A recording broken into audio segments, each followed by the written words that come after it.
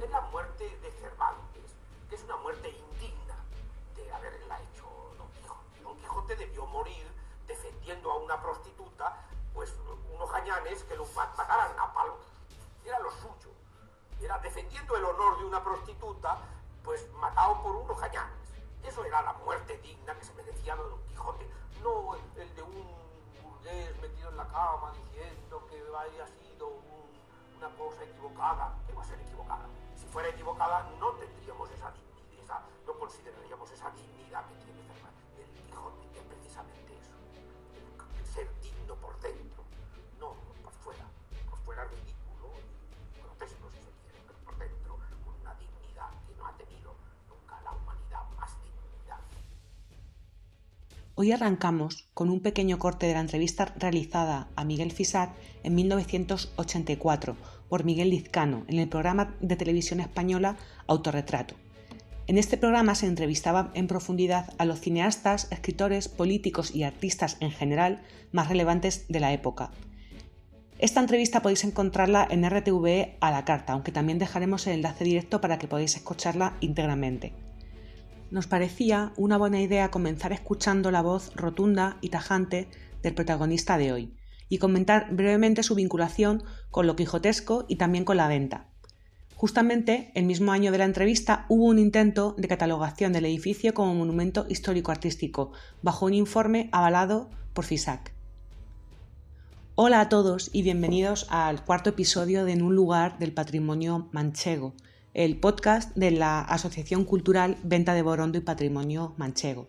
Yo soy Silvia García y estoy muy contenta de estar aquí de nuevo en un episodio que trata sobre arquitectura y, como ya habéis podido escuchar, sobre Miguel Fisac. Podríamos estar horas hablando sobre este arquitecto, incluso dedicar un podcast entero a su vida y obra, pero en este episodio voy a intentar aportar a los oyentes unas pautas generales sobre su estilo y obra y enmarcarlas dentro del contexto histórico en el que vivió.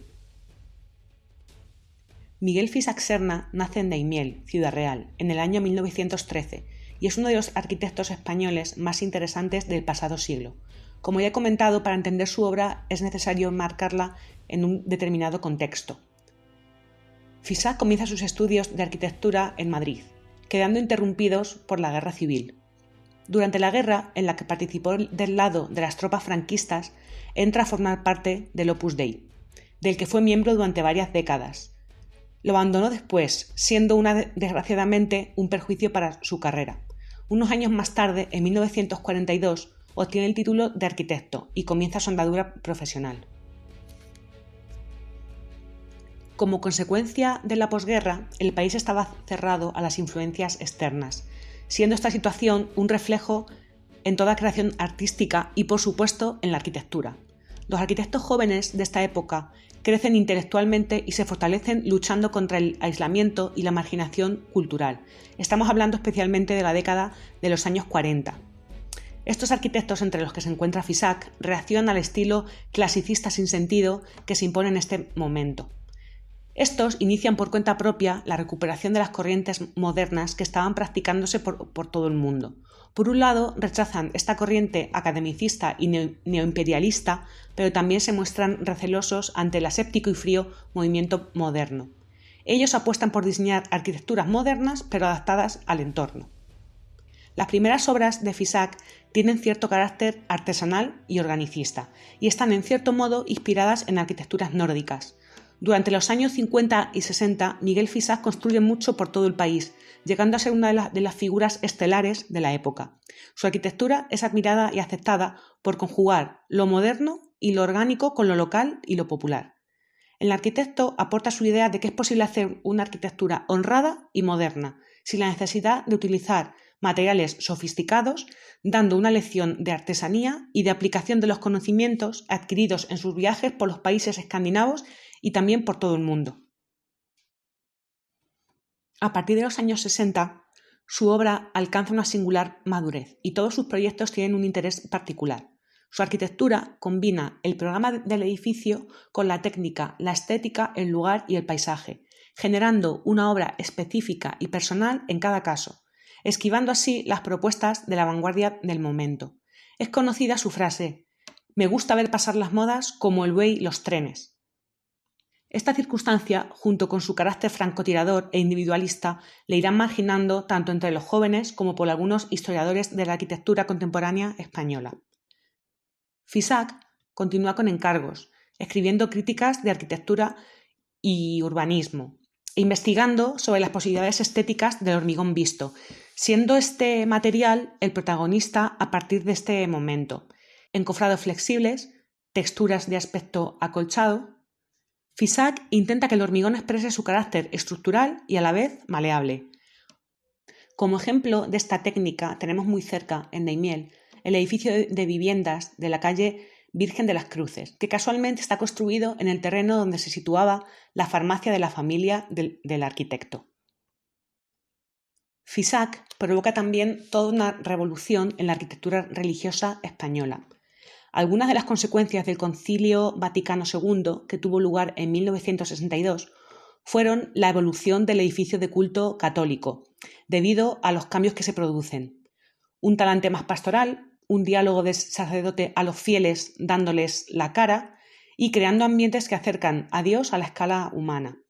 Todo ello tiene consecuencias como, por ejemplo, la desaparición del púlpito, una mayor proximidad a los fieles, el uso de materiales sencillos, el énfasis en la valoración de la luz como símbolo y fuente de comunicación divina y representaciones más abstractas en elementos escultóricos.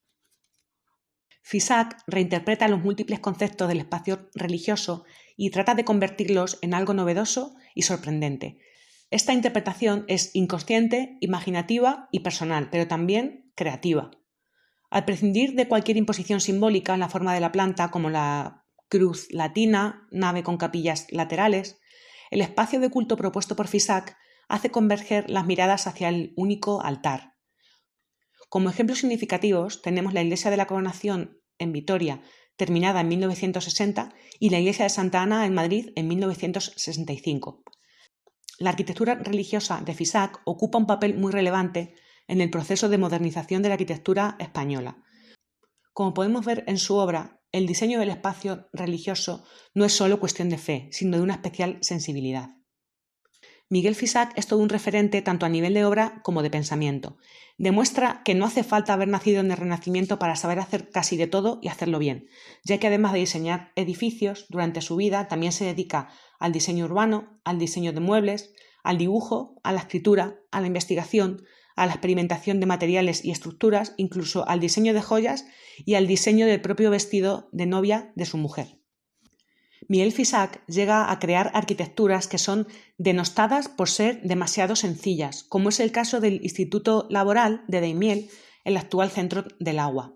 En el momento de su construcción, sus paisanos le comentan que se parece mucho a una casilla.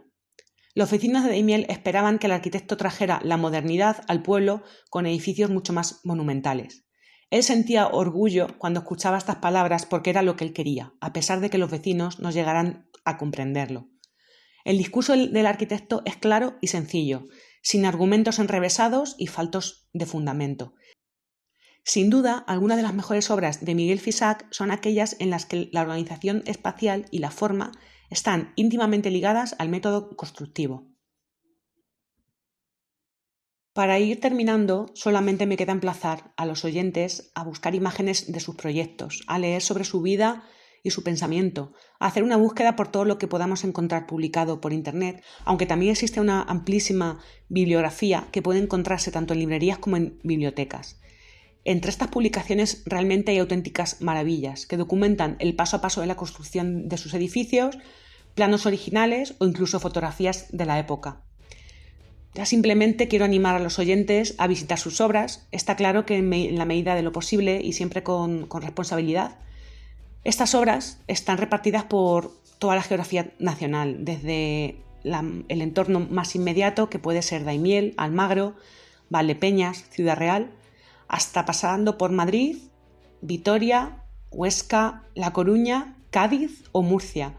Estas obras siguen siendo a día de hoy la parte más valiosa de su legado. Gracias por estar ahí, gracias por escucharnos y nos vemos en el próximo capítulo.